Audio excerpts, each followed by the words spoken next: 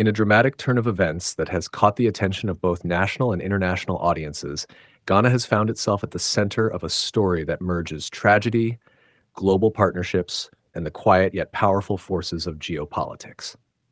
On August 20th, 2025, the United States Embassy in Ghana announced a donation worth $1 million in protective gear and body armor to the Ghana Armed Forces. This gesture, presented with ceremonial images of U.S. officials handing over blue protective equipment to Ghanaian military representatives at Burma camp, comes at a deeply sensitive moment. Before we dive deeper into today's update, take a moment to like, share, and subscribe to the channel. Your support is key to helping us grow and reach more viewers like you. Don't forget to hit the notification bell so you never miss out on exciting updates. Just weeks earlier, on August 6th, 2025, the nation was rocked by a tragic helicopter crash that claimed the life of Ghana's defense minister and several key military personnel.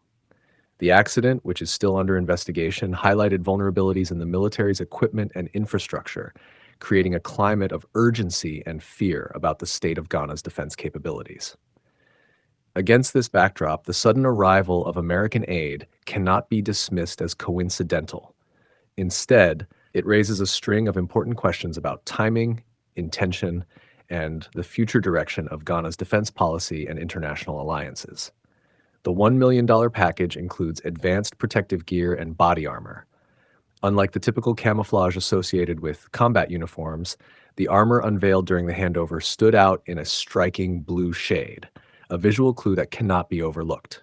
Many observers immediately linked this distinctive color to United Nations peacekeeping missions, where Ghana has long played a critical role. Since the 1960s, Ghana has consistently ranked among the top contributors of troops to UN peacekeeping efforts, deploying men and women across volatile regions from the Middle East to Africa. The country has built a reputation as one of the most dependable peacekeeping nations, and this donation, seemingly customized for such missions, appears to be both a recognition of Ghana's contributions and a nudge toward deepening its involvement.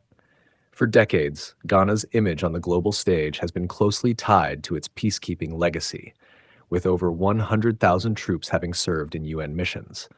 The new equipment could therefore signal preparation for even larger deployments in the near future, bolstering Ghana's ability to maintain its proud reputation. But beneath the symbolism lies a more complex reality. While on the surface, this donation looks like a simple act of goodwill from the United States to Ghana, history shows us that military aid from powerful nations often carries with it invisible strings. A 2020 study in the Journal of Conflict Resolution revealed that nearly 70% of U.S. security assistance to Africa came with implicit expectations, ranging from alignment with counterterrorism policies to subtle geopolitical leverage. This raises the question, is the donation purely altruistic, or is it part of a broader strategy? After all, this is not the first time in 2025 that the United States has extended a helping hand to Ghana's military. In May of the same year, the U.S. donated $6 million worth of armored vehicles to the Ghana Armed Forces, as reported by Ghana Web. Seen together, these acts form a pattern, a deliberate strengthening of Ghana's military infrastructure, but also a potential deepening of Ghana's dependence on U.S. aid and influence. For a country that values its sovereignty, this is both a gift and a potential trap. The reactions from the Ghanaian public capture this tension perfectly. In the wake of the U.S. Embassy's announcement on X, the comment threads were alive with mixed emotions. Some praised the donation, viewing it as a much-needed boost for the armed forces in a time of crisis. Others, however, voiced suspicion. Comments warned against the idea of free aid from imperialists, with speculation ranging from the possibility of tracking devices embedded in the equipment to larger concerns about the erosion of national autonomy. Many ordinary Ghanaians expressed a longing for self-sufficiency, pointing out that while donations of body armor are helpful, what the military truly needs is heavy-duty investments in aircraft, helicopters, and advanced surveillance systems, tools that would reduce dependence on external actors in times of crisis. This skepticism is not unfounded. Historical precedents across Africa show that foreign aid often arrives with political implications, sometimes tying the recipient nation into alliances or obligations that may not fully align with its independent interests. At the same time, the timing of the donation cannot be overlooked. The tragic helicopter crash that killed Ghana's defense minister served as a national wake-up call, exposing vulnerabilities in the military's equipment and triggering widespread discussions about preparedness. In moments like these, when public concern is at its peak, aid from a global power like the United States not only provides tangible support, but also subtly shapes public opinion. The donation was not just about handing over body armor, it was about signaling solidarity, creating the impression that the United States stands with Ghana in times of crisis. And yet, the very timing makes the gesture appear strategic, as though America seized an opportunity to deepen its footprint in Ghana at a moment of vulnerability. For the U.S., Ghana is not just another African partner. It is a stable democracy in a region plagued by coups and insurgencies, a strategic ally with access to key trade and resource corridors, and a reliable contributor to global peacekeeping missions. Strengthening Ghana's military is, in effect, strengthening America's own interests in the region. The blue body armor also tells a story of shifting priorities. Ghana's armed forces have long balanced two roles, defending the nation domestically and representing it abroad through peacekeeping. While Ghana's borders remain relatively stable, the nation is located in West Africa, a region facing rising threats from extremist groups, resource conflicts, and political instability. Strengthening Ghana's military capacity, particularly with specialized protective gear, serves multiple purposes. It equips Ghanaian soldiers for UN missions abroad, but it also ensures they are better prepared to face growing domestic and regional challenges. The donation, therefore, is as much about Ghana's role in its immediate neighborhood as it is about its international commitments. If Ghana can play a stronger role in stabilizing the region, the U.S. indirectly benefits by reducing the spread of extremism and instability in areas where it has economic and security interests. As the news of the donation spreads, one of the most compelling dynamics is how it will shape the long-term trajectory of Ghana's defense policy. Will the armed forces embrace this gift as a stepping stone to greater international prominence, or will they view it as a reminder of their dependence on foreign powers?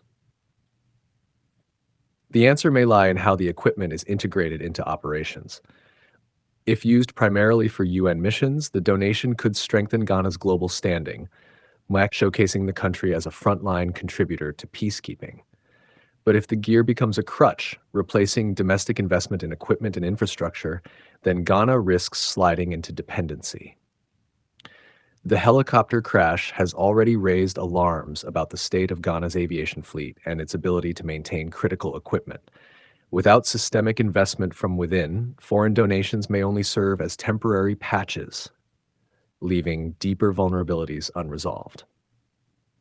For the average Ghanaian, however, the implications extend beyond military strategy.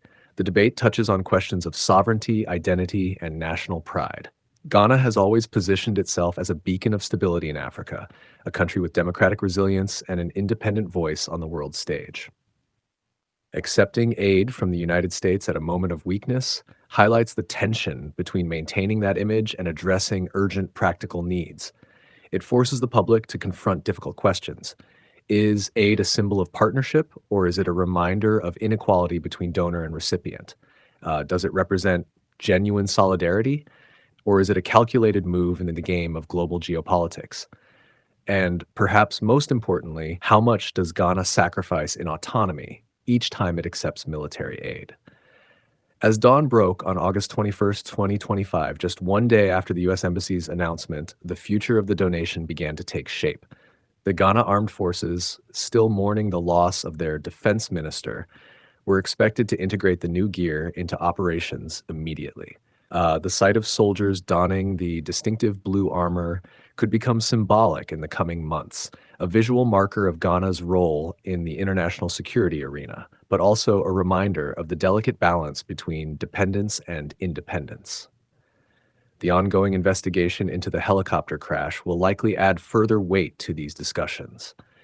If the inquiry reveals systemic failings in equipment maintenance or procurement, the call for self sufficiency will only grow louder, perhaps even overshadowing the goodwill surrounding the U.S. donation. Ultimately, the story of this $1 million donation is more than just an exchange of equipment.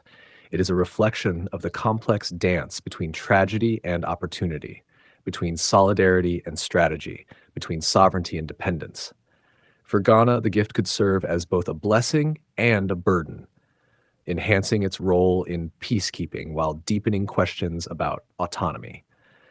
For the United States, it is a calculated move to strengthen an ally at a time of vulnerability, ensuring that Ghana remains firmly within its sphere of influence.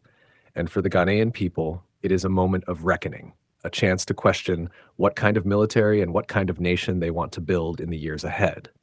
If today is your first time watching this channel or you are returning to this channel for the exciting content, please subscribe to the channel for more educative and developmental projects across Ghana and Africa as a whole. Do you want to know about the state of a project in Africa? Then make sure to like and comment the name of the project you would like us to talk about and its current state.